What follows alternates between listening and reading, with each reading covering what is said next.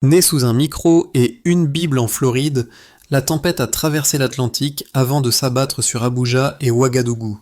En quelques heures, promesses de protection et souvenirs de sauvetage imposés se sont télescopés sur les écrans, réveillant les fantômes de guerre par procuration et de déserts laissés en ruine. Au même moment, la voix calme mais tranchante d'Ibrahim Traoré rappelait qu'une aide enveloppée de conditions ressemble moins à un bouclier qu'à une laisse diplomatique serrée autour du continent. Alors, pour quiconque suit l'actualité du Nigeria et du Sahel, une question demeure. Qui protège vraiment qui aujourd'hui ? La séquence ouverte en Floride n'a pas seulement brassé les émotions religieuses, elle a redéfini les lignes de risque pour un continent qui attend depuis longtemps de parler en son nom propre. L'enjeu central devient clair. Préserver la souveraineté sans perdre la sécurité essentielle. Au Nigeria, les équipes de Tinubu ont rapidement compris que chaque mot prononcé outre-Atlantique façonnait les équilibres internes. Gouverneurs sous pression, exercice de communication improvisée, inquiétude dans les États du Nord, plus la tempête médiatique avançait, plus la promesse américaine prenait la forme d'un contrat implicite où l'aide semblait conditionner la liberté de décision. Au Sahel, les signaux venus de Ouagadougou révélaient un autre fil rouge. Si une puissance extérieure peut sauver un pays en difficulté, elle peut aussi redéfinir silencieusement ses marges politiques. Ce dilemme dépasse la diplomatie. Il touche la dignité collective, le rapport entre protection et autonomie, et la capacité d'un continent à écrire son avenir sans tutelle. La première rupture n'est pas venue de Washington, mais d'Abuja. Au moment où les conseillers du président Tinubu ont vu s'afficher sur leurs écrans 3 nouveaux mouvements de milices en une seule nuit. Cette seule donnée a agi comme un déclic silencieux révélant que la phrase prononcée en Floride n'était pas un incident, mais un embrayeur politique capable de redessiner les lignes de vulnérabilité du pays. La mécanique s'est enclenchée en cascade. Si les milices s'activent, les provinces du Nord se tendent. Si les provinces se tendent, la capitale doit ajuster sa stratégie. Si la stratégie change, l'équilibre avec les partenaires extérieurs se fragilise. Cette dynamique n'est pas théorique. Elle est impressionnée dans les trajectoires récentes du Nigeria, marquées par des années de villages incendiés, de combats contre Boko Haram, de demandes d'aide formulées puis laissées sans réponse suffisante. Lorsque les diplomates américains ont tenté de corriger le ton du discours initial, Abuja n'a pas entendu une nuance, mais une confirmation. La protection conditionnelle n'atténue pas la dépendance, elle la clarifie. Dans ce climat, Ibrahim Traoré suivait la situation depuis le Sahel, percevant la même faille structurelle. Ce qu'un allié appelle sécurité peut, dans la pratique, réordonner la souveraineté d'un pays sans qu'aucune armée ne traverse ses frontières. Depuis Ouagadougou, il notait un phénomène que beaucoup n'avaient pas encore nommé. L'aide, lorsqu'elle s'impose comme unique issue, cesse d'être un soutien et devient un pivot qui oriente les décisions internes. Ce point de vue résonnait dans les capitales africaines où analystes et conseillers mentionnaient déjà le précédent libyen, les cicatrices de Tripoli et les zones grises laissées par les drones occidentaux. À mesure que les écrans se remplissaient d'alertes et que la pluie tombait sur Lagos, une évidence se formait. La crise n'était pas religieuse, mais systémique. Et c'est ici que se referme la première curiosité ouverte en P1. La question « qui protège qui ?» trouve son premier éclat de réponse. Personne ne protège sans redéfinir l'équilibre de l'autre. Au cœur de cette mécanique politique qui se densifiait à Abuja, 2 trajectoires sont devenues les repères d'un continent en recherche de stabilité. Celle de Tinubu, qui jonglait entre prudence et pression interne, et celle d'Ibrahim Traoré, qui observait le Nigeria comme un baromètre annonçant l'avenir du Sahel. Qu'Étiep, leur décision, bien que distante, se répondait. Chaque ministre nigérien évoquait les risques immédiats, chaque conseiller burkinabé notait les conséquences régionales possibles, et cette synchronisation involontaire donnait aux événements une portée nouvelle. Dans un État du Nord, un gouverneur rapporta que les églises locales renforçaient la surveillance pendant que des rumeurs d'ingérence circulaient dans les marchés. Quelques heures plus tard, un second signal remonta. Un pipeline du Delta avait été temporairement perturbé, rappelant que toute crise politique, même née à l'étranger, trouve un écho matériel dans la vie quotidienne. Du côté burkinabé, les analystes du Sahel confirmaient que si le Nigeria infléchissait sa position, l'alliance régionale entrerait dans une zone d'incertitude. Un fil conducteur se dégageait. Tinubu avançait en équilibre, tandis que Traoré, lucide et ferme, offrait un miroir alternatif, celui d'une souveraineté assumée, même coûteuse. Chaque geste de l'un semblait mesurer le risque immédiat.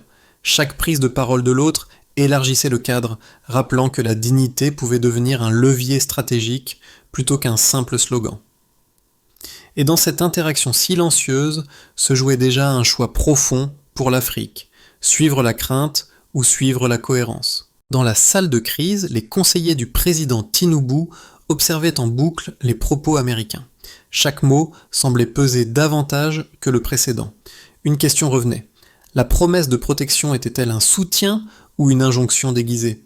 3 mouvements de milices surgissaient dans le nord, redessinant immédiatement les priorités sécuritaires. Les gouverneurs contactaient Abuja, demandant clarté, renfort, cohérence. Les rapports affluaient, rumeurs de soutien étranger, sabotage mineur, tensions dans plusieurs églises. Le déclencheur n'était plus un discours américain, mais l'interprétation qu'en faisait un pays de plus de 200 millions d'habitants. Les journaux nigérians titraient déjà « Protection ou permission ». Les studios télé revisitaient les précédents libyens et tripolitains, rappelant les interventions qui avaient laissé plus de cratères que de résolutions. Les anciens ministres murmuraient que le mot « protéger » n'était jamais neutre. Les jeunes, eux, discutaient dans les marchés et les campus. Qui sauve qui ? Pour lui, si le Nigeria, première économie du continent, acceptait une aide conditionnelle, alors toute la ligne de défense symbolique du Sahel s'effondrerait. Il convoqua Mali et Niger, consolidant une lecture commune. L'Afrique n'a pas besoin de messie, mais de respect. Cette position, sobre mais ferme, devint un contrepoint direct au brouhaha médiatique occidental. Les chaînes africaines la relayèrent en boucle. Dans les rues de Bamako et de Lagos, les slogans se mélangeaient « souveraineté sans permission ». La tension atteignit son sommet lorsqu'une réunion d'urgence fut organisée au palais présidentiel d'Abuja. Tinubu, entouré de chefs de région, écoutait les rapports évoquant milices, sabotage, rumeurs et vulnérabilité ancienne. Chaque ligne révélait le même dilemme, sécuriser le pays sans perdre la maîtrise de ses décisions. Ce soir-là, la phrase « Le monde nous regarde » trouva son écho. L'Afrique aussi regardait. Quelques jours plus tard, Washington tenta de minimiser les propos initiaux. Les porte-paroles parlèrent de malentendus, de nuances. Mais Abuja n'y vit pas un correctif. Elle y lut une tentative de redirection narrative. Les capitales africaines comprirent que l'histoire avait déjà changé de sens. Les conséquences se déployèrent en couches. Abuja resserra la coordination interne. Les analystes évoquèrent un précédent historique. Les citoyens débattirent de dignité plus que de religion. Les réseaux sociaux amplifièrent les mots de Traoré, transformés en symboles. Et dans ce tumulte, une ligne devenait limpide. Le continent refusait désormais toute sécurité qui coûte sa liberté. Au départ, la tendance semblait stable, mais le discours venu de Floride a provoqué un delta brutal dans les dynamiques internes nigérianes. La première donnée officielle annonça une hausse de 27% des incidents interreligieux, un bond mesuré surtout dans les États du Nord. Cette augmentation traduisait l'extrême sensibilité du terrain face aux signaux extérieurs. La seconde donnée plaça le gouvernement devant un autre défi.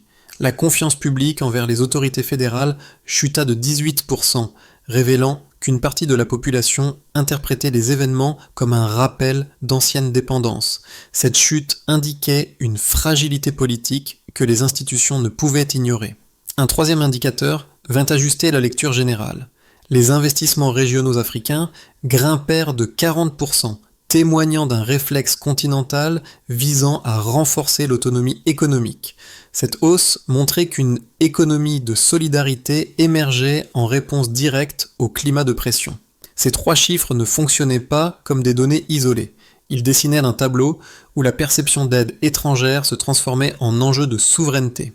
Chaque pourcentage semblait réordonner la manière dont Abuja évaluait les risques, non plus en termes militaires, mais en termes symboliques. La crise, cessait d'être un simple épisode diplomatique pour devenir un révélateur de structures profondes. Dans ce contexte, l'opinion publique nigériane manifestait une réactivité rapide, reliant discours extérieur et sécurité intérieure. Les observateurs africains soulignaient que l'évolution la plus frappante n'était pas dans les chiffres eux-mêmes, mais dans ce qu'ils déclenchaient. Les plateaux télé parlaient de rupture narrative. Les marchands des marchés de canaux évoquaient une inquiétude croissante. Les organisations religieuses appelaient à la prudence.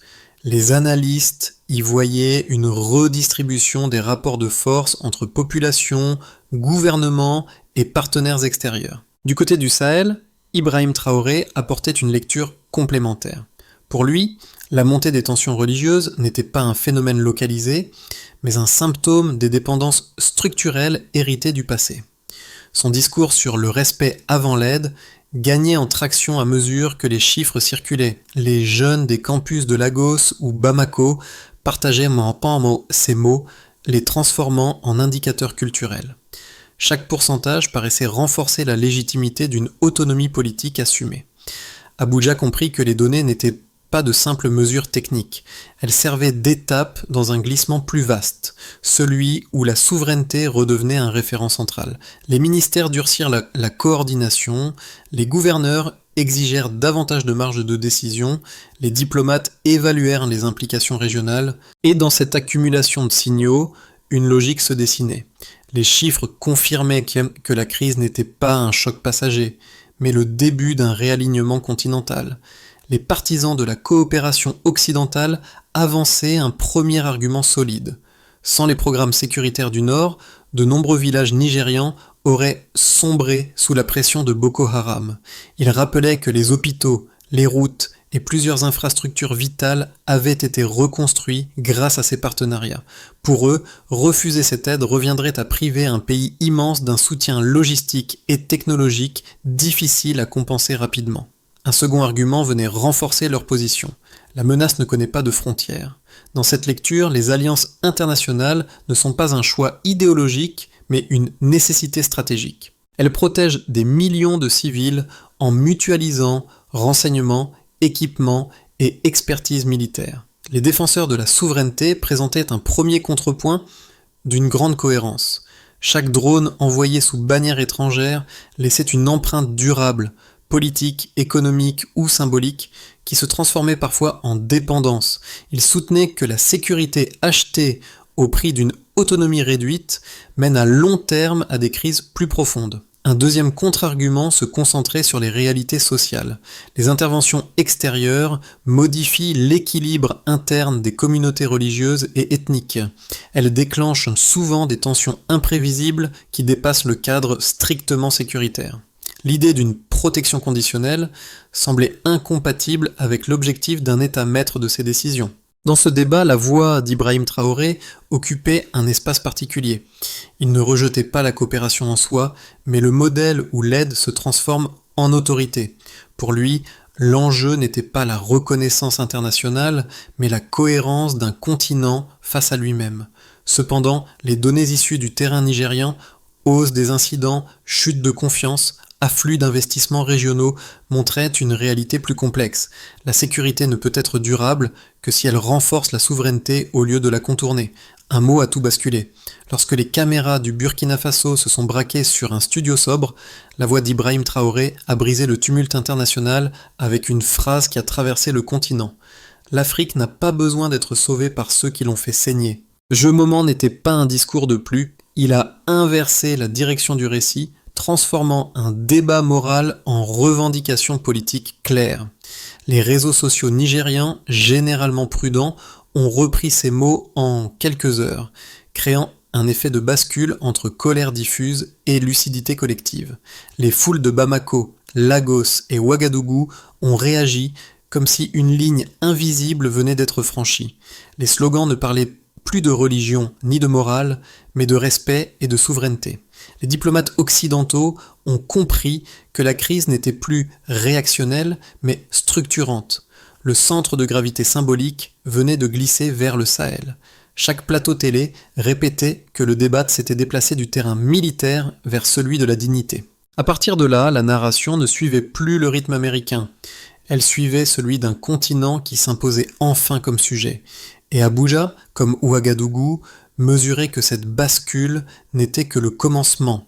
Au Nigeria, la vague provoquée par le discours américain a obligé le gouvernement à resserrer sa coordination interne.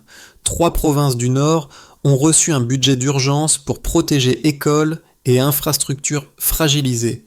Conséquence directe des tensions religieuses amplifiées par les rumeurs extérieures. Les débats au sein du Parlement se sont intensifiés. Certains réclamaient davantage de coopération sécuritaire. D'autres insistaient sur les risques d'une dépendance réactivée. Le cœur du dilemme restait le même. Comment sécuriser un territoire immense sans céder l'autorité qui le définit ? Dans la foulée, l'Alliance du Sahel a gagné une visibilité nouvelle, notamment grâce à la posture ferme d'Ibrahim Traoré, qui proposait une lecture continentale de la crise. Les discussions entre le Burkina Faso, le Mali et le Niger ont mené à l'idée d'un fonds commun de défense, perçu comme un geste plus symbolique que militaire, mais porteur d'un message stratégique clair. Le Ghana et le Tchad ont montré un intérêt prudent, tandis que la Côte d'Ivoire et le Sénégal observaient l'évolution sans se positionner ouvertement. Cette dynamique révélait une transformation. La sécurité régionale ne dépendait plus exclusivement des partenaires extérieurs. À Lagos, Kano ou Kaduna, les conversations quotidiennes ont pris une tonalité nouvelle. La crise n'était plus vue comme un affrontement idéologique, mais comme un test de dignité collective. Les hashtags Respect First et Ma souveraineté sans permission ont réuni des millions d'interactions, signe que la jeunesse se reconnaissait dans la vision d'une Afrique écoutée plutôt que dirigée. Les universités du Sahel débattaient d'une théologie du respect, concept inspiré par les mots de Traoré et par le sentiment d'être jugé avant d'être compris. Même dans les marchés, où la politique se mesure souvent au prix du riz, une fierté silencieuse apparaissait. Quelqu'un parlait enfin leur langage. Pendant que l'Occident réévaluait ses positions, la Chine et la Russie ont multiplié les signaux d'ouverture commerciale, mais cette fois sur un terrain où les États africains imposaient plus clairement leurs conditions. Les ONG locales ont commencé à revoir leurs partenariats, exigeant davantage de transparence et de leadership africain pour éviter la dépendance narrative. Les entrepreneurs nigérians lançaient de petites coopératives d'énergie solaire afin de réduire les importations liées aux pressions extérieures. Dans ces mouvements discrets mais tangibles, une transition économique prenait forme. L'aide ne disparaissait pas, mais se décentralisait vers les initiatives africaines. Au final, la crise n'a pas produit un simple choc diplomatique. Elle a réorganisé les rapports de force internes, redéfini les alliances régionales, réveillé une conscience sociale et ouvert un espace économique nouveau. Et dans chaque couche de conséquences, la même idée revenait. L'Afrique refusait que la sécurité devienne le prix de sa voix. Si Abuja poursuit une ligne d'équilibre, le Nigeria pourrait maintenir une stabilité relative en consolidant ses réformes internes tout en limitant les ingérences. Le gouvernement renforcerait les partenariats strictement techniques, évitant les dispositifs perçus comme contraignants et concentrerait ses efforts sur la coordination sécuritaire entre les provinces. Dans cette trajectoire, l'économie progresserait lentement, soutenue par une stabilisation autour d'une croissance modeste et par une inflation mieux contrôlée. Les tensions religieuses resteraient sensibles, mais contenues par une communication institutionnelle plus ferme. Le pays avancerait prudemment, sans rupture, mais sans véritable transformation. Si l'Alliance du Sahel consolide ses connexions et si Abuja choisit un positionnement plus affirmé, une nouvelle architecture africaine pourrait émerger. Le Nigeria deviendrait moteur régional, s'appuyant sur les signaux envoyés par des dirigeants comme Ibrahim Traoré, promoteur d'un respect mutuel avant tout partenariat. Les États-Unis et la France ajusteraient leur diplomatie, misant sur des coopérations moins paternalistes et plus réciproques. Cette dynamique favoriserait une modernisation politique, une coordination régionale accrue et une économie plus ancrée dans les financements intra-africains. Dans ce cadre, la dignité collective se transformerait en levier stratégique. Si les tensions religieuses s'exacerbent et si les élites se divisent entre deux pôles, alignement occidental ou indépendance radicale, la fragmentation deviendrait inévitable. Des sanctions symboliques pourrait réapparaître, entraînant une pression accrue sur la monnaie locale et un retrait des capitaux.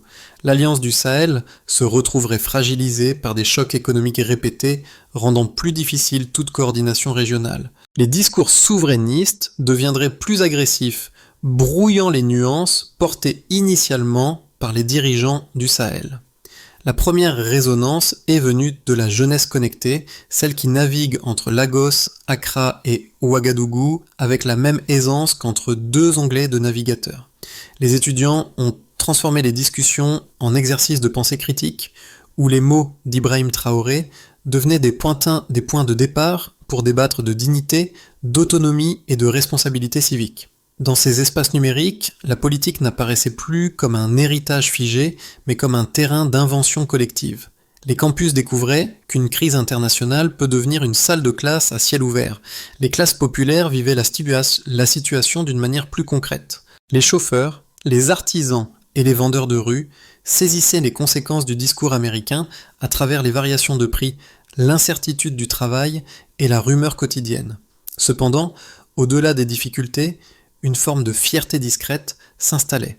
Quelqu'un parlait enfin un langage proche de leurs expériences. Chaque conversation de marché évoquait la même intuition. La souveraineté n'est pas un luxe, mais une condition de survie sociale. La diaspora observait la scène depuis Paris, Montréal ou Bruxelles. Les voix africaines dans les médias redéfinissaient les termes du débat, passant du plaidoyer à l'exigence. Elles ne demandaient plus qu'on comprenne l'Afrique, elles demandaient qu'on l'écoute. Cette inversion de posture rassemblait des millions de personnes autour d'un même récit, celui d'un continent qui se raconte enfin selon ses propres paramètres. Et dans ces trois espaces, campus, marché, diaspora, se formait un fil commun, la conviction que l'Afrique n'est pas un spectateur dans les crises mondiales, mais un acteur qui cherche à définir ses règles. La première étape consiste à redéfinir la sécurité de manière régionale. Les États du Sahel et du Golfe de Guinée peuvent mutualiser leurs renseignements, former des analystes communs et établir un centre de coordination capable de répondre sans dépendre de partenaires extérieurs. Ce cadre permettrait d'agir en amont plutôt qu'en réaction, en mesurant l'efficacité par la vitesse de traitement et la cohérence entre provinces. Une telle structure réduirait l'impact des discours extérieurs sur les tensions internes. La seconde étape exige un réinvestissement dans l'éducation politique, historique et économique du continent. Les programmes universitaires pourraient renforcer les échanges intra-africains afin de casser les dépendances culturelles héritées. Cette approche, souvent évoquée par Ibrahim Traoré, repose sur une idée simple. Une autonomie durable commence par ceux qu'on enseigne et par ceux qui l'enseignent. Les résultats se mesureraient par la montée du leadership local dans les institutions publiques. La troisième étape consiste à consolider les infrastructures locales. Les États peuvent financer des projets énergétiques et agricoles via des fonds souverains africains, limitant le recours aux prêts conditionnés. En augmentant la production régionale, les pays obtiennent une marge de décision plus large. La mesure de succès serait liée à la part d'énergie ou de production agricole assurée localement.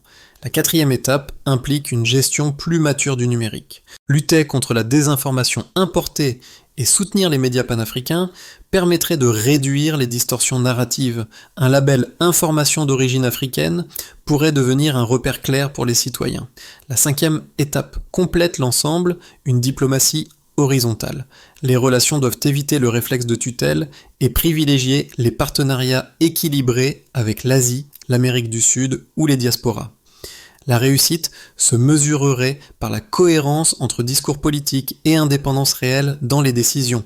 Sous le ciel encore lourd d'Abuja, la ville semblait retenir son souffle, comme lors de cette nuit où les bougies avaient remplacé les pancartes et où la patience devenait un langage. Tinubu observait ces images, conscient que la souveraineté ne se proclame pas. Elle se pratique dans le silence entre deux décisions, dans la cohérence que personne ne voit, mais que tout le monde ressent. La mémoire du Sahel ramenait l'écho d'Ibrahim Traoré, rappelant que la liberté n'est pas un sermon, mais un devoir. Les deux trajectoires, l'une prudente, l'autre ascendante, semblaient se répondre dans une même vérité. Un continent ne se tient debout que lorsqu'il accepte d'assumer sa propre lenteur. Les rues d'Abuja et celles de Ouagadougou portaient la même lumière, une volonté calme, presque grave, de ne plus laisser d'autres écrire à leur place le sens du mot respect.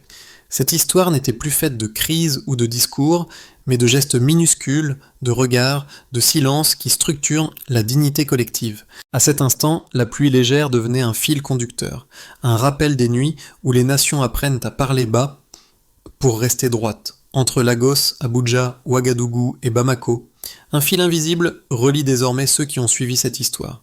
Le sentiment que la souveraineté n'est pas une abstraction, mais une respiration partagée. Les marchés bruissent en técan, mais encore des discussions où l'on tente de distinguer l'aide utile de la dépendance subtile, tandis que les campus transforment ce débat en matière à penser, presque en atelier d'avenir.